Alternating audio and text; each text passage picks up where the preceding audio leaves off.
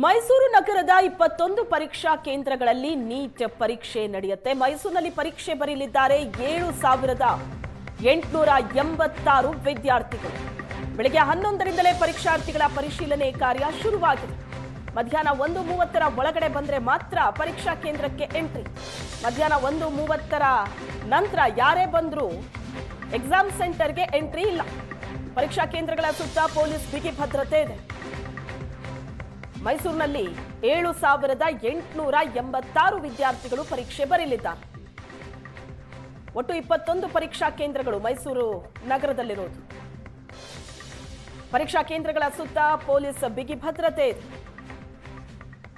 ಕೆಲವೊಂದಷ್ಟು ಸೂಚನೆಗಳನ್ನ ಪರೀಕ್ಷಾ ಕೇಂದ್ರದ ಹೊರಗಡೆ ಹಾಕಲಾಗಿದೆ. ನೀಟ್ ಮರುಪರೀಕ್ಷೆಗೆ ಮೈಸೂರಿನಲ್ಲೂ ಕೂಡ ಸಕಲ ಸಿದ್ಧತೆಗಳಾಗಿರ್ತಕ್ಕಂಥದ್ದು. ಮೈಸೂರಿನ ಒಟ್ಟು 21 ಪರೀಕ್ಷಾ ಕೇಂದ್ರಗಳಲ್ಲಿ ಈ ಬಾರಿ ವಿದ್ಯಾರ್ಥಿಗಳು ನೀಟ್ನ ಮರುಪರೀಕ್ಷೆಯನ್ನು ಬರೆಯಲಿದ್ದಾರೆ. ಅದರಲ್ಲಿ ಒಂದು ಪರೀಕ್ಷಾ ಕೇಂದ್ರವಾಗಿರ್ತಕ್ಕಂಥದ್ದು ಮೈಸೂರಿನ ಮಹಾರಾಣಿ ಮಹಿಳಾ ಕಲಾ ಕಾಲೇಜು ಕೇಂದ್ರ. ಆ ಕೇಂದ್ರ ಮುಂಭಾಗದಲ್ಲಿದ್ದೀವಿ. ನಾವು ಈ ಸರಿ ಕೂಡ ಗಮನಿಸ್ಬೋದು, ಈ ಒಂದು ಪರೀಕ್ಷೆಯಲ್ಲಾದಂಥ ಅಕ್ರಮ ಏನಿತ್ತು, ಆ ಅಕ್ರಮದ ಹಿನ್ನೆಲೆಯಲ್ಲಿ ಮರುಪರೀಕ್ಷೆಯಲ್ಲಿ ಆ ರೀತಿಯಾದಂಥ ಯಾವುದೇ ಅಕ್ರಮಗಳು ಮರುಕಳಿಸಬಾರ್ದು. ಈ ನಿಟ್ಟಿನಲ್ಲಿ ಜಿಲ್ಲಾಡಳಿತ ಸಂಪೂರ್ಣವಾದಂಥ ಕಟ್ಟುನಿಟ್ಟಿನ ಕ್ರಮವನ್ನು ಕೈಗೊಂಡಿರ್ತಕ್ಕಂಥದ್ದು.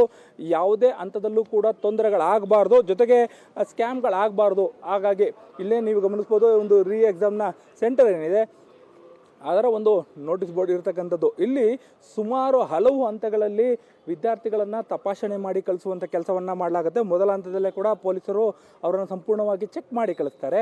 ಅದಾದ ನಂತರ ಈ ಒಂದು ಪರೀಕ್ಷಾ ಕೇಂದ್ರಕ್ಕೆ ಬರ್ತಕ್ಕಂಥ ವಿದ್ಯಾರ್ಥಿಗಳೇನಿದ್ದಾರೆ ಅವರ ಒಂದು ರೋಲಿಂಗ್ ನಂಬರ್ನ ಹಿನ್ನೆಲೆಯಲ್ಲಿ ಅವರು ಯಾವ ಕೊಠಡಿಗೆ ಹೋಗಬೇಕು ಅನ್ನೋದನ್ನು ಕೂಡ ಚೆಕ್ ಮಾಡ್ತಾರೆ. ಇಲ್ಲಿ ನೀವು ಗಮನಿಸ್ಬೋದು, ಆ ವಿದ್ಯಾರ್ಥಿಗಳ ಆಧಾರ್ ಕಾರ್ಡ್ ಏನಿದೆ, ಆಧಾರ್ ಕಾರ್ಡನ್ನು ಕೂಡ ಚೆಕ್ ಮಾಡ್ತಾರೆ. ಅದರ ಜೊತೆಗೆ ಅಡ್ಮಿಟ್ ಕಾರ್ಡ್ ಇರ್ತಕ್ಕಂಥದ್ದು, ಅವರ ಫೋಟೋ ಇರ್ತಕ್ಕಂಥದ್ದು, ಅದೆಲ್ಲವನ್ನು ಪರಿಶೀಲನೆ ಮಾಡಿ ನಂತರ ಕಳಿಸುವಂಥದ್ದು.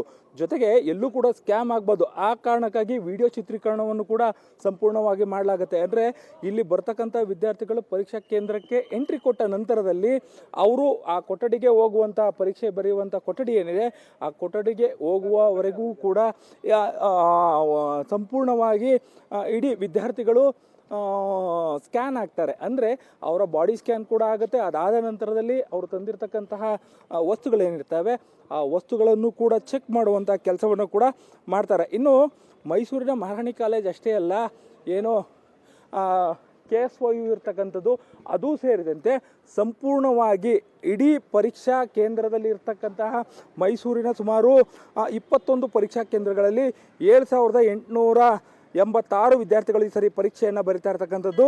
ಮಧ್ಯಾಹ್ನ 2 ಗಂಟೆಗೆ ಪರೀಕ್ಷೆ ಆರಂಭವಾಗುತ್ತೆ. ಈಗಾಗಲೇ 11 ಗಂಟೆಯಿಂದಲೇ ಕೂಡ ಪರೀಕ್ಷಾ ಕೇಂದ್ರದ ಒಳಗಡೆಗೆ ವಿದ್ಯಾರ್ಥಿಗಳು ಹೋಗಲಿಕ್ಕೆ ಅವಕಾಶವನ್ನು ಮಾಡಿಕೊಟ್ಟಿರ್ತಕ್ಕಂಥದ್ದು. ನೀವಲ್ಲಿ ಗಮನಿಸ್ಬೋದು, ಸ್ಕ್ರೀನಿಂಗ್ ಆಗುತ್ತೆ. ಸ್ಕ್ರೀನಿಂಗ್ ಜೊತೆಗೆ ಬಯೋಮೆಟ್ರಿಕ್ ಏನಿದೆ, ಬಯೋಮೆಟ್ರಿಕ್ನ ಪರಿಶೀಲನೆ ಕೂಡ ಆಗುವಂಥದ್ದು. ಇದೆಲ್ಲ ಆದ ನಂತರದಲ್ಲಿ ಮಧ್ಯಾಹ್ನ 1:30ವರೆಗೂ ಕೂಡ ಸಂಪೂರ್ಣವಾಗಿ ವಿದ್ಯಾರ್ಥಿಗಳನ್ನು ಪರೀಕ್ಷಾ ಕೇಂದ್ರದ ಒಳಭಾಗಕ್ಕೆ ಬಿಡುವಂಥ ಕೆಲಸವನ್ನು ಮಾಡ್ತಾರೆ. ನೀವಿಲ್ಲಿ ಗಮನಿಸ್ಬೋದು, ಬಯೋಮೆಟ್ರಿಕ್ ಜೊತೆಗೆ ಕೇಂದ್ರದ ವಿದ್ಯಾರ್ಥಿಗಳನ್ನು ಪರಿಶೀಲನೆ ಮಾಡುವಂಥ ಕೆಲಸವನ್ನು ಕೂಡ ಮಾಡ್ತಾ ಇದ್ದಾರೆ. ಕ್ಯಾಮ್ರಾ ಪರ್ಸನ್ ನವೀನ್ ಜೊತೆ ಮದುವೆ ಚಿನ್ಕುರುಳಿ, ಏಷ್ಯಾನೆಟ್ ಸುವರ್ಣ ನ್ಯೂಸ್, ಮೈಸೂರು.